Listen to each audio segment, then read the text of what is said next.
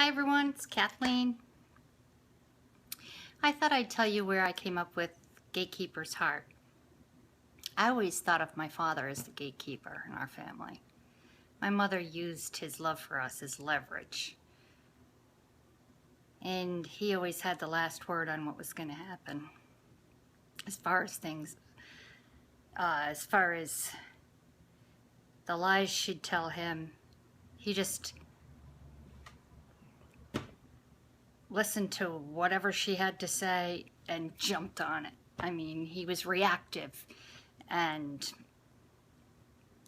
you know, I don't like to say never and always, but seriously, he never asked us, why don't you tell me about it?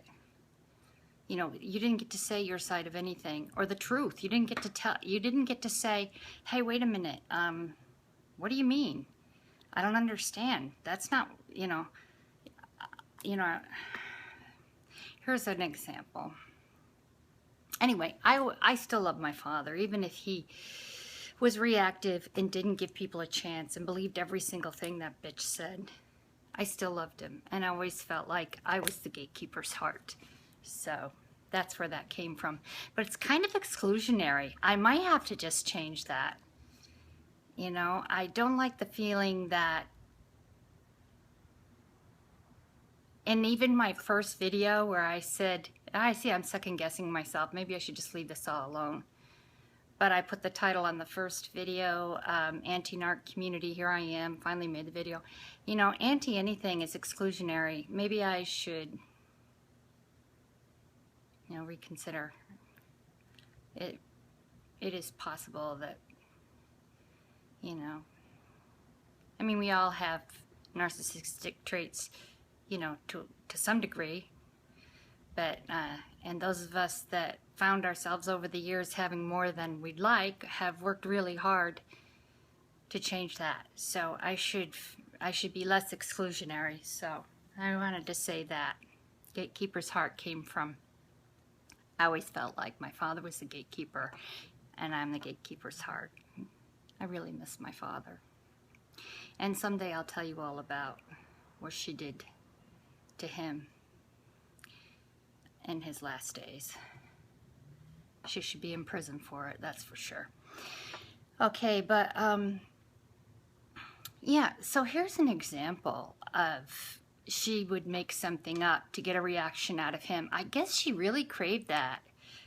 His reactions, his support of her as the victim, or the, or not even the victim always, but as the bystander who says she sees things and then runs off and tells him something when he comes home, and then he would blast us. But I grew up as a teenager riding horses, training school horses even. And so I was in the yard. This wasn't my horse, but I was in the yard I decided I was going to lunge this horse. And maybe she was a filly, and I wanted to prepare her for possibly jumping someday. So I was trying to strengthen her muscles. When you lunge a horse, you use a lunge rope, and you must have seen this on television or somewhere, where the trainer stands in the circle in the center, and the horse trots a circle around them, and you hold in your hand what's called a lunge whip, and it's not meant to ever touch the horse with. It's for the crack, for the sound. You get results that way, and the horse can build their muscles and move their body one way or another and build this muscle more than the other according to the crack of the sound of the whip here and there, or just you holding it is enough to keep the horse going the way you want him to go on the lunge rope. And I was lunging this horse all afternoon, and I got really good results. She was looking really good. I put all the stuff away. I came inside, flew the door open, and I said, I am so thrilled. This filly's going to be able to jump. I got her started. I could see it already, and they cut me off.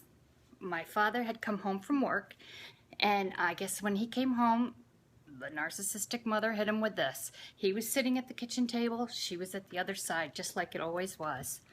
And I looked and what?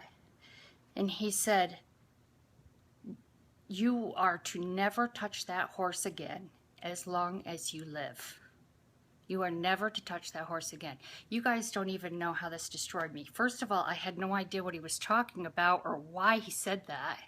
And at this time, I didn't realize my mother was a big fat liar and then craved all this aggravation and attention. But